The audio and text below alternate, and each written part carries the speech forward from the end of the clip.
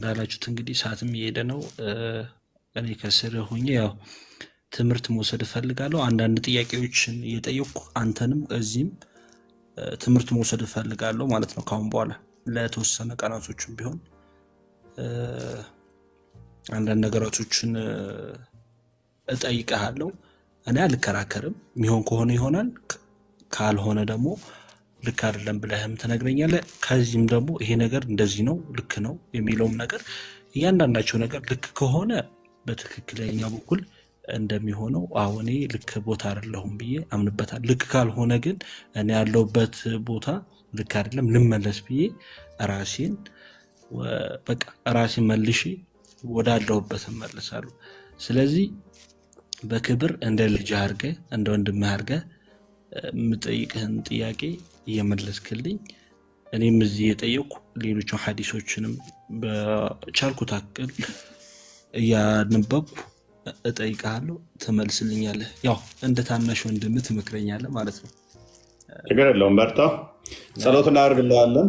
እኛ የምንለው ምን እንደሆነ በደንብ እንዲገባ አይምሮውን ለክርስትና ማታዳራ ለእስልምና ማታዳራ እንደው እንድመጣ እኔ ማጓጓያ አልሰጠንም። አይምሮውን ተጠቀመው። ምንድን ነው እያሉ ያሉት? እንዴት ነው የሚረዱት? ዝም ብሎ በልህና በስሜት ሳይሆን በመጫጫ ሳይሆን ምንድን ነው እሱ ክርስትናው ጋር ያለው ምንድን ነው? እስልምናው ጋር ያለው ጤናማ በሆነ ሁኔታ አገናዝብ፣ ጸሎት አድርግ። እኛ ደግሞ ከዛ በላይ ምን እናምናለን? አምላክ የመገለጥ ነው ብለን እናምናለን። አምላካችን የተገለጠ ሕያው አምላክ ነው። ለሰዎች ሁሉ ለሚፈልጉት አንኳኩ ይከፈትላችኋል፣ ጠይቁ ይሰጣችኋል ብሎናል። አለ ምልክት አልተውኳችሁም ደግሞ ብሎናል። ምልክት ይሰጣል። ለለመነው ለጠየቀው ምልክት ይሰጣል። ጠይቀው ምልክት ስጠኝ ብለህ ምንድን ነው? የቱ ጋር ነው ያለሁት? ልፈጠር ብላ አይደለም የተፈጠርከው፣ ተፈጥረሃል። ምንድን ነው ይህን ያለሁት በልና ጠይቀው፣ ምልክት ይሰጣል። ፎር ሹር ነገር። በጣም ነው የማመሰግነው። በቀጣይ እንግዲህ ኢንሻላህ እንገናኛለን። ያው በጣም የማመሰግነው እድሉም ስለተሰጠኝ። ወዳችኋለሁ። ደህና ደሩልኝ። መልካም ጊዜ።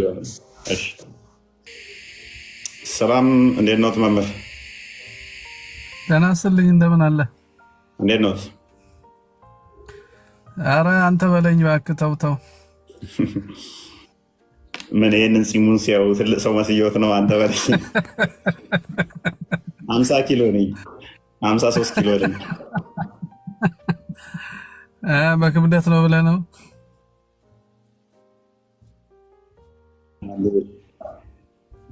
በርቱ። በጣም ጥሩ ነው። ሰላም ነው። እንዴት ነው? እግዚአብሔር ይመስገን። ተርፈሃል ከሁሉ ነገር እስካሁን። እግዚአብሔር ጠብቀሃል። ጸጋው ከዛ አለ። ያው ፂማችንን አሳደገልን። እንደው ፂም ሄደን እንዴት እንቆረጥ እንዳንወጣ አድርጎን ነው ይላሉ።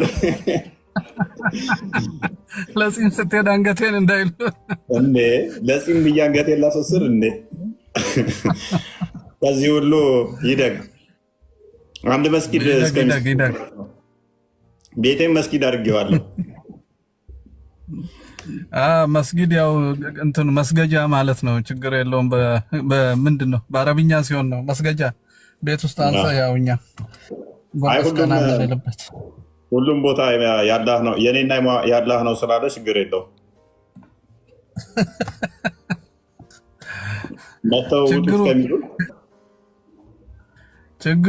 ችግሩ እኮ በዘበኛ የሚጠበቅ አምላክ ምንድን ነው? እኔ ችግር ይሆንብኛል ነው። ከፈጠረኝ ለምን ያስገድለኛል? ራሱ አይገለኝም? ወይም መፍጠሩን አይተው ወይም ምጽአት ጠብቆ አይፈርድብኝም? አሁን ለምን ሰው ይልካል? ምን ያደርግለታል? እሱ ሚስጥር ነው። ወንጀለኛ ናችሁ ብሏል አቡ አይደር። ለምንድን ነው የሚገደሉት አለ። አንድ ሰው ከእስልምና ሲወጣ ፍትሃዊ ነው እስልምና አለ። ዝም ብሎ አይገድልም። ለ3 ቀን ያህል ይመከራል አለ። ምክሩን አልሰማም ካለ ጥያቄ ካለው ጥያቄው ይመለስለታል አለ። አይ እኔ አላሳመነኝም ጥያቄውን ብሎ የሚጠም ከሆነ አይ ተመክሮ አልሰማም ካለ፣ ገንዘብ ቸግሮ ከሆነ ተሰጥቶት አልቀበልም ካለ፣ ጥያቄዎቹን እምቢ ካለ አልቀበልም ካለ ለዚህ በሸሪያችን ግድያ ነው፣ ቅጣቱ ግድያ ነው። ምክንያቱም ማለት ሲያብራራ ይሄ ፍትሃዊ መሆኑን የሚያሳየ ነው። ለምንድን ነው እሱ አለ? እንቅፋት ለሌሎች ይሆናል፣ ጋሬጣ ይሆናል። እኔም ከእስልምና ነው የወጣሁት ይላል። ይሄ ቅጣት ነው አለ። ቅጣት ደግሞ የሰረቀ እንደሚቀጣ ማለት ነው። እስልምና ውስጥ ነበር፣ ከእስልምና መውጣቱ ወንጀል ነው፣ ለወንጀለኛ ቅጣት ነው። ስለዚህ ምንም እንትን አይደለም ነው።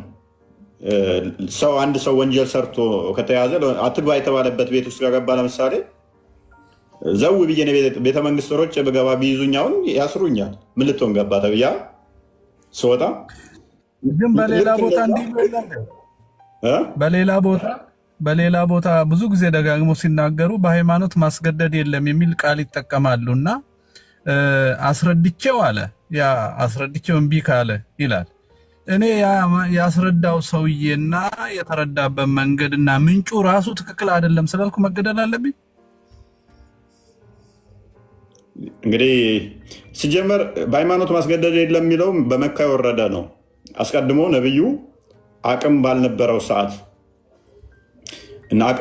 ሰዓት ላይ ያለው አማራጭ ለእናንተም ሃይማኖታችሁ አለላችሁ ለእኔም ሃይማኖት አለልኝ የሚል ነበረ። ልክ አቅም ሲያገኝ ግን ሱራ 9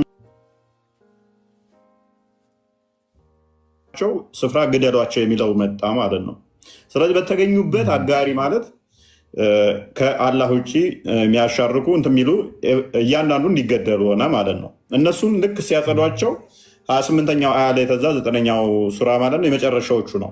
ሌሎቹ እንዳለ የሚሽር ክፍል ነው። ሰላማዊ የሚመስሉትን የሚሽር ነው። እነሱን አጽድቶ ሲጨርስ ገንዘብ ቸገራቸው። ምክንያቱም ገንዘብ ምንጫቸው ከጣዖት አምላኪያኖቹ ነበረ። እነኛ ይነግዳሉ፣ ምን ይላሉ? እነሱን እየዘረፉ ምን እያሉ ነበረ? ባገኛችሁባቸው ስፍራ ገደሏቸው ሲል እነሱን ጨረሷቸው። ስለዚህ ለክርስቲያኖችና ለአይሁዶች ሌላ ህግ አመጣ። ምን? ጂዚያ። ክርስቲያኖች በዛ አካባቢ ስላልነበሩ እዛ ጣዖት አምላኪዎቹ ነበሩ፣ እነሱን ጨረሷቸው።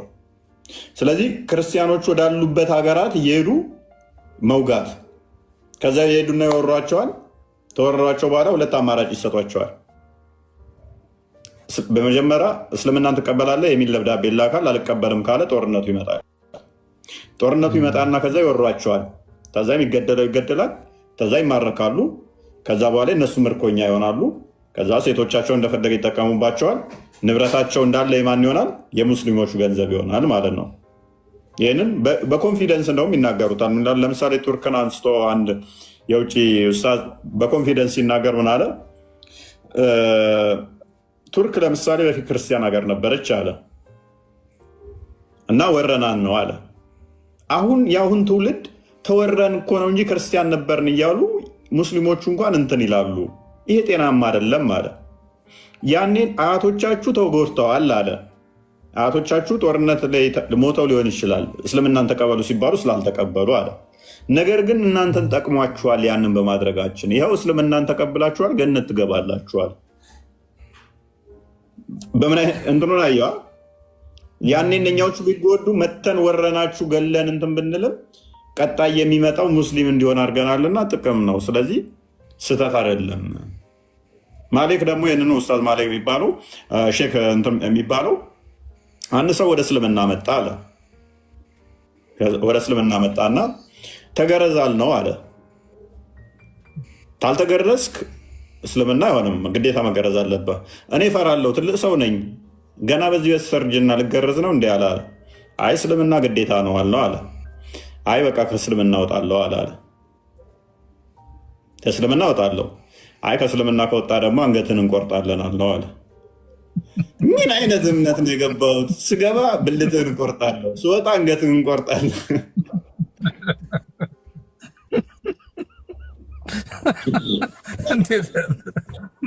ይህም ብቻ በማየት እኮ ፈጣሪ ነው ወይስ የፈጣሪን ፍጡር ለማጥፋት የመጣ ሌላ ክፉ ፍጡር ነው አላህ የሚባለው? ፈጣሪ ነው ወይስ ፍጡር ነው? ፈጣሪ ከሆነ የራሱን ፍጡር ለምን ይገላል እንዴ? አለመፍጠር ይችላል፣ በአደጋ ማጥፋት ይችላል፣ በመጨረሻው ዘመን ሊፈርድበት ይችላል። ብዙ አማራጮች አሉት። እኔ እንግደል ለምን ይለኛል ነው ሌላ ሰው። እኔ ለምንድን ነው ሰው የምገለው? ለምን ይልከኛል? ሁሉ ጊዜ በጣም ግራ ይገባኛል ይህ ጥያቄ። ለምንድን ነው የሚልከኝ እኔን ወደ ሌላ ሰው? ወደ ራሱ ከፈጠረ የራሱን ፍጡር በፍጡር ለምን ያስገድላል የሚለው ሁሌ አይመለስልኝም። ይገባል፣ ግራ ይገባል። እንትን ነው ከሌሎች ነቢያት የምንለይበት ብሎ ያስቀምጠዋል ለሙሐመድ 6 ነገሮች ከሌሎች ነቢያት ይለያል።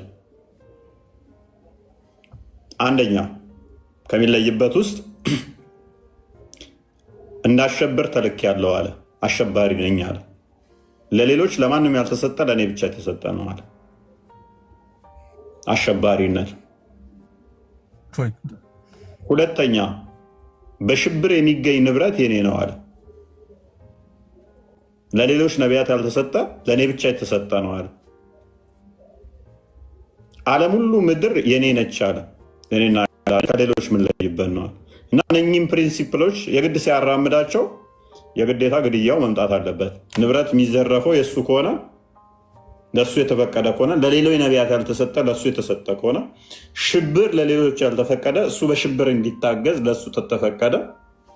ሰንበዲ እዛ ጋ ይገድላል ብትለኝ፣ ስለዚህ መሐመድ ተሳስቷል ማለት ነው። እንደሱ ገዳይ ሌላም አለ። መሐመድ ግን ምን ብሏል? እኔ ነኝ ገዳዩ፣ አሸባሪው ሌላ ሳይሆን እኔ ነኝ ብሏል። ለሌሎች ያልተሰጠ ለእኔ ነው የተሰጠው ብሏል። ማገኛኝ ሂትለር ገዳይ ነበር ብትል፣ ስለዚህ መግደልን ለሂትለር ብቻ አይደለም የተሰጠው ማለት ነው። ለሙሐመድ ብቻ አይደለም የተሰጠው። ሙሐመድም ያ እንደሱ ፓራላል የሚሄድ ነብይ ነበር ማለት ነው። ምክንያቱም ለእኔ ብቻ ነው የተሰጠው ብሏል። ስለዚህ አሁን ሌሎች እነኚህ የሽብር ተቋማቶችን አይሰስን ጀምሮ ቦኮ ሃራም ሌሎችም ብታያቸው ትክክለኛውን የእስልምናን ፊት የሚያሳዩ ናቸው። ትክክለኛውን ማለት ነው። ሌሎቹ ግን ያው የቁጥር ጉዳይ ማተር ስለሚያደርጋቸው አንድም ደግሞ ያደጉበት ሀገር ባህሉ ምኑ ያዝ ስለሚያደርጋቸው ያ ነገሮች እንትን ይላሉ፣ ያቀዘቅዙታል። ግን ሁሉም ልብ ውስጥ አለ ያ ነገር። እኔ አንድ ጊዜ አንድ ነገር ብዬ በጣም ዘመቻው ምንድነው ዝም ብዬ ሳስብ ሲጨነቅ ምናምን እንዴ እኛ ሀገር እኮ እኔ ያደግኩበት 5% ነው ክርስቲያን። በልጅነቴ እናቴ አረፈችና በ7 ዓመቴ አባቴ ያው ሚስት ሳያገባ እዛ ለሙስሊም ጎረቤት በቃ እነሱ እንዲያሳድጉኝ ሰጠኝ። በጣም አለየውም። እኔ ምንም ስጋ ሲያርዱ ብቻ ልጁ ይጓጓልና እረድ እስቲ ይሉታል። ስጋ አበሉኝም፣ ሌላ ነገር እንበላለን አብረን። ስለዚህ በቃ በጣም ጥሩ እናት አባት ሆነው አሳደጉኝ፣ አደግኩኝ። ከዛ ትምህርት ቤት ገባሁ፣ ሌላ ሀገር ሄድኩ። ቆይቼ ሲሄድ ልብስ ገዝቼ ምናምን ለዛ ለአሳደጉኝ እናት ለሙስሊሙ ለባልየው ምናምን ልብስ ይሄዳለሁ። ከኔ ታላቅ ልጅ አላቸው እነሱ። ልጁ አገባና ወለደ።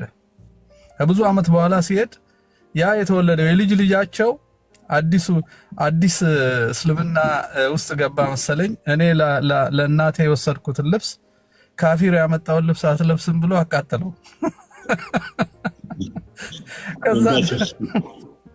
ከዛ የሴትዮዋ እስልምናና የልጅ ልጇ እስልምና ይለያያል እንዴ ብዬ ሳስብ አንድ ሰው ጠየቅኩኝ። ጎረቤት አዲስ አበባ ጎረቤት ወዳጅ አለኝ ሙስሊም፣ አብረን ለስራ ስንጓዝ ምንድን ነው ይሄ ነገር ስለው፣ አይ የባሌ ሰው ነው። አይ ድሮ መጽሐፍ ስለማናውቅ ዝም ብለን ከካፊር ጋር ምንኖር ነበር። አሁን ቴሌቪዥን አለ፣ መጽሐፍቱ ተተርጉመዋል። ብዙ ነገር ስናርቅ ወደ ኦሪጂናል እስልምና ስለሄድን ነው አለ። እኔ ከዚህ ተነስቼ ምን አልኩኝ? አይ መጽሐፍም አውቀው መልካም ደግሞ አንዳንድ ሼኪዎች አውቃለሁ እኔ እኛ ሀገር ማለት ነው። ታዲያ እኮ ጥሩ ሰዎችም አሉ መጽሐፍ ያውቃሉ፣ እንዳውም በደንብ የተማሩ ይባላሉ እና ያስተምራሉ። መድረሳ ከፍተው ምናምን ያስተምራሉ፣ ደግ ሰዎች ናቸው። ይሄንን መመለስ አልቻለም። በቃ የተበላሸ እስልምና ነው እሱ አለ። እና ከዚህ ተነስቼ ሲያቀብጠኝ በሚዲያ አንድ ምን አልኩኝ? ሙስሊም ደግ የሚሆነው አንድ እኔን እንዳሳደጉኝ ካልተማሩ፣ ሁለት በጣም ተምረው መጽሐፍ ውስጥ ያሉትን ክፉ ነገሮች ትተው በሰውነት አስበው አስተካክለው ኢትዮጵያዊ እስልምና የፈጠሩ፣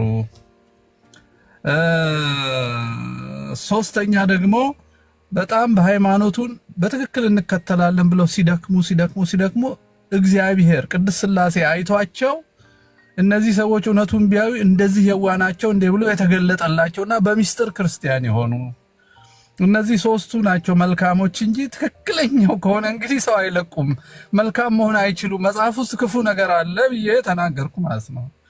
ከዛ ብዙ ሚዲያዎች ተቀባብለው አሸባሪው ተብዬ በቃ የኦርቶዶክስ አሸባሪ ሽብር አለ እንዴ? በክርስትና ሽብር አለ ወይ? የነቢይን ስራ ተካፍለሃል ማለት ነው። ለማሸበር ተዘጋጁላቸው ነው የሚለው እኮ ቃል በቃል ቁርአኑ። ለማታቋቸውም ለምታቋቸውም ገና ለማታቋቸው ተዘጋጁላቸው፣ ለምታሸብሩበት ፈረስና የጦር መሳሪያን አዘጋጁላቸው የሚለው ምን ለማድረግ? ለማሸበር። ቃል በቃል ለዛ ነው የሚለው። ለማሸበር ተዘጋጅ። እንግዲህ ጀነት የሚገቡት የሚያሸብሩት ናቸው ማለት ነው። ያ ለማሸበር የሚዘጋጅ ከሆነ አንድ ሰው እንግዲህ አሸብራለሁ ብሎ ከተዘጋጀ ከባድ ነው። አስቸጋሪ ነው በጣም። ክርስቶስ በተቃራኒው ሰላምን እተውላችኋለሁ፣ ሰላሜን እሰጣችኋለሁ፣ እኔ የምሰጣችሁ ሰላም ዓለም እንደሚሰጥ አይደለም ማለት። የሽብር አምላክ ሳይሆን የሰላም አምላክ ነው። ዮሐንስ ወንጌል ምዕራፍ 14 ላይ ቁጥር 27 ላይ ሰላሜን እተውላችኋለሁ፣ እኔ የምሰጣችሁ ሰላም ዓለም እንደሚሰጥ አይደለም ማለት። እሱ የሰጠን ሰላም እረፍት የሚሰጥ ነው፣ የሚያቅበዘብዝ አይደለም። 24 ሰዓት ሰላም በሱ ላይ ይሁን ይላሉ ሙስሊሞች መሐመድ ላይ ሰላም ስላላገኘ። የእኛ አምላክ ሰላም የሚቀበል ሳይሆን ሰላም የሚሰጥ ነው። ያም ሰላም ደግሞ እኛ የሚያረጋጋ ነው። እነሱ ደግሞ እንዳያረጋጉ እንደዚህ ይላቸዋል ቁርአኑ፣ ለእነሱም ከማናቸውም ኃይልና ከታጀቡ ፈረሶች የቻላችሁትን ሁሉ በእርሱ የአላህን ጠላትና ጠላታችሁን ሌሎችንም ጠላትና ጠላታችሁን ሌሎችንም ጠላት ያልሆኑትን ገና ከነሱ በቀር ያሉትን የማታውቋቸውን አላህ የሚያውቃቸውን የምታሸብሩበት ስትሆኑ አዘጋጁላቸው። ጠላት የሆኗቸውን ብቻ ያላ ጠላት የሚባለው እኛውን ያላ ጠላት ነን። እነሱን ለማሸበር ከፈረስ የታጀቡ የጦር መሳሪያ አዘጋጅላቸው። ምን ለማድረግ? የምታሸብሩባቸው ለማሸበር መዘጋጀት አስቸጋሪ ነው። አስቸጋሪ ነው። ስለዚህ ገነት የሚገባው ሰው ይሄን ያደረገ ነው ማለት ነው፣ ግዴታ ነው።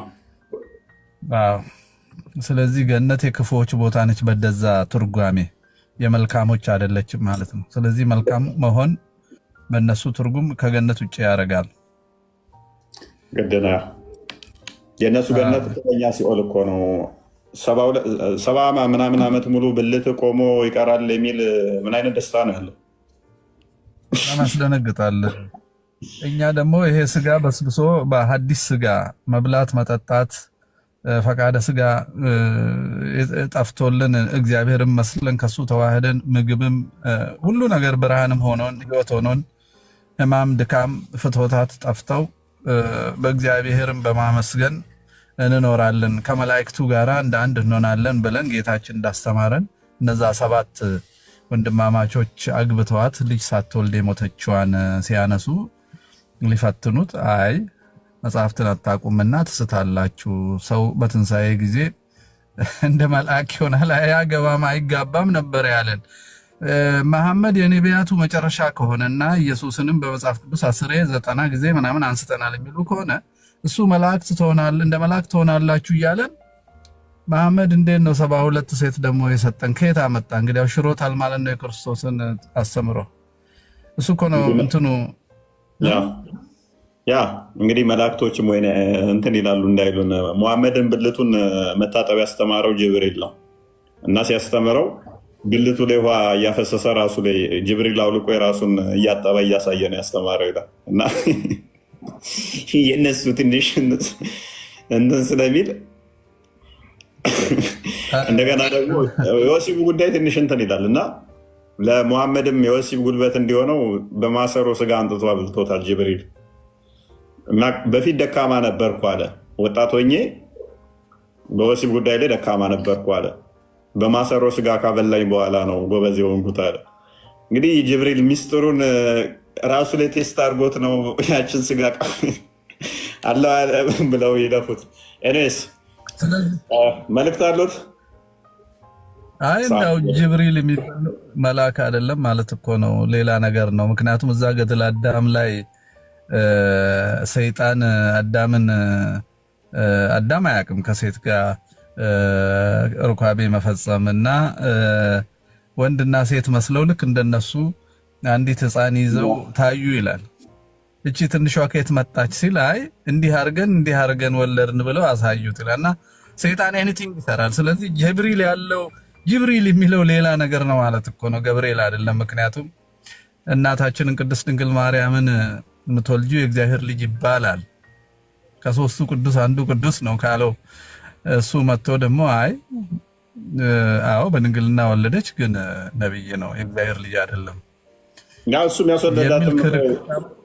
ያስወለዳትም እሱም ያጠራጥራል። ምክንያቱም እሷ ጋርም ሲመጣ ትክክለኛ ሰው ሆኖ ነው የመጣው ይላል እና ትክክለኛ ሰው ሆኖ ከመጣ ሙሉ ለሙሉ ሰው ሆኖ ከመጣ ብልት አለው ማለት ነው።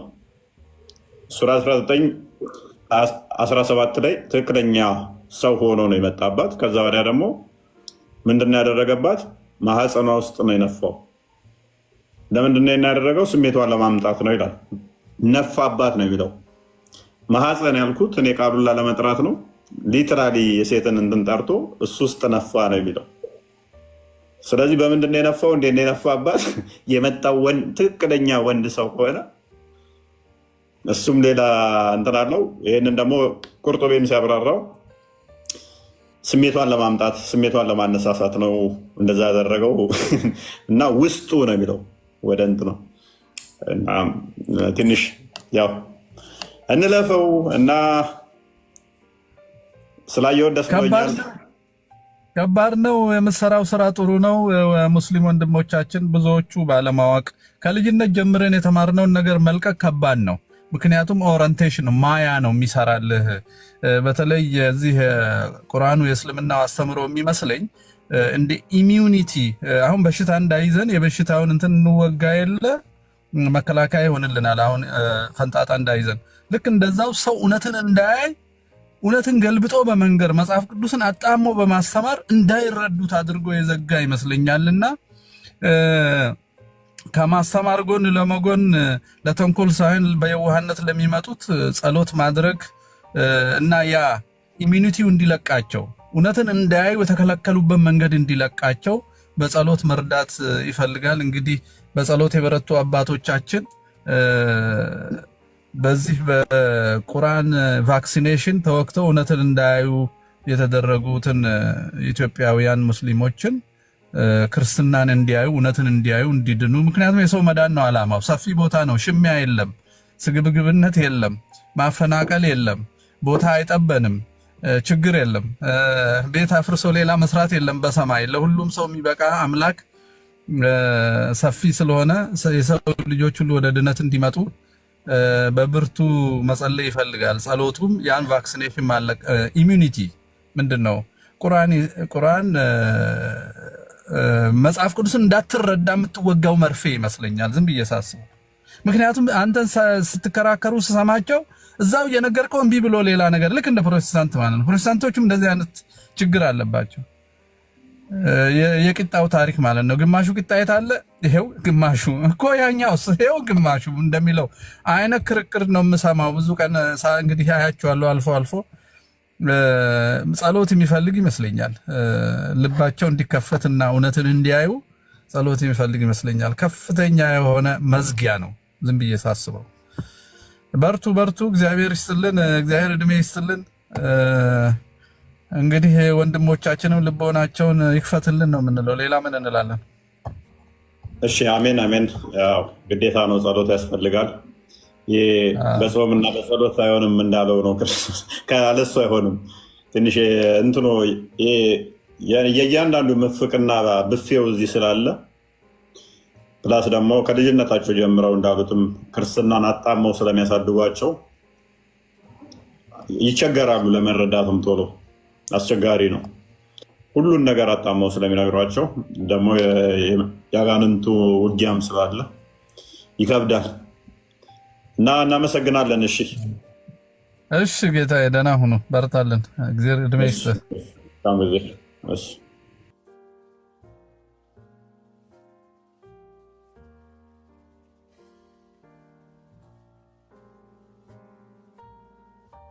ሲያናግር እንኳን ሲጠራ የክርስትና እምነት ተከታይ ሁሉ ተከታይ እናንተ የመጽሐፉ ባለቤቶች ብሎ በክብር ቃል ነው የሚያናገረው። እኔ በጣም የሚገርመኝ እናንተ ክርስቲያኖች ምን አይነት ፍቅር ናችሁ? ምን አይነት ሰላም ናችሁ? እኛ ሙስሊሞች እኮ ለእናንተ ሰላም አለይኩም ማለት እኮ አይፈቀድልንም። እናንተ ላይ የአላህ ህዝነትና ራህመት በእናንተ ላይ ይሁን ማለት እኮ አይፈቀድልንም። አንድ ክርስቲያን አጠገቤ ተቀመጠ ማለት አወራዋለሁ፣ ግን እያወራሁት አላህ ያጥፋ፣ እንዴት ነህ ሰላም ነው አላህ ያጥፋ እንላለን። ግን ገና ስናየው ሰላም ነው እንዴት ነው እንላለን። በልባችን ግን አላህ ያጥፋ። ከክርስቲያኖች ጋር እኮ እንድንውል አይፈቀድልንም። አይቻልም እኮ አብረናቸው እንድንሆን እኮ አይፈቀድልንም። ሲጀመር አብረናቸውም ስንሆን እያወራናቸው በመሃል ግን ሰላም ነው አይደለ አላህ ያጥፋ አላህ ያጥፋ። ለምን በቁርአናችን አላሁ ሱብሓነሁ ወተዓላ አይሁዶችንና ክርስቲያኖችን አላህ ያጥፋቸው ብላችሁ ጸልዩ በሉኝ እኔም አጠፋችኋለሁ ይላል። እናንተ ምን አይነት ሰላማዊ ሰዎች ናችሁ? ምን አይነት መጽሐፍ ነው ያላችሁ? ፕሊስ እባካችሁ በዚህ ቀጥሉበት። የእናንተ ሰላምና ፍቅር የሰላም የሆነ ፍቅር የሆነ ሃይማኖታችሁ እኮ እኛን እየሳበን ነው። ግን በጣም ላደንቃችሁ ይፈልጋል። ምን አይነት አምላክ ነው ያላችሁ? ምን አይነት አስተማሪ ነው ያላችሁ? ዋው! ስለ እስልምና ስለጠየቅኩ ቤተሰቦችን እያጨናነቋቸው ነው። እኔ ካሁን በኋላ በእስልምና ጉዳይ ኡስታዞች ጋር እነዚህ ሌቦቹ ጋር ሄጄ ጥያቄ አልጠይቅም። ለምን እነሱ ጋር ጥያቄ ለመጠየቅ በሄድኩ ቁጥር ክሊፕ ቅንብር እየሰሩ ነው። ቅንብር ለእኔ ጥያቄዎች መልስ መመለስ ነው። እነሱ ፖለቲካ ነው የሚሰሩት። ቪዲዮ እያቀነባበሩ ቤተሰብ ጋር ይዘው ይሄዳሉ። እስልምና ላይ ጥያቄ ጨርሻለሁ። ግን እስልምና ጉዳይ ላይ ካሁን በኋላ መጭመቅ ነው እንጂ ጥያቄ አልጠይቅም። መጭመቅ እኔም እንደነሱ ልክ እንደ ኡስታዞቹ መጭመቅ እንጂ አልጠይቅም።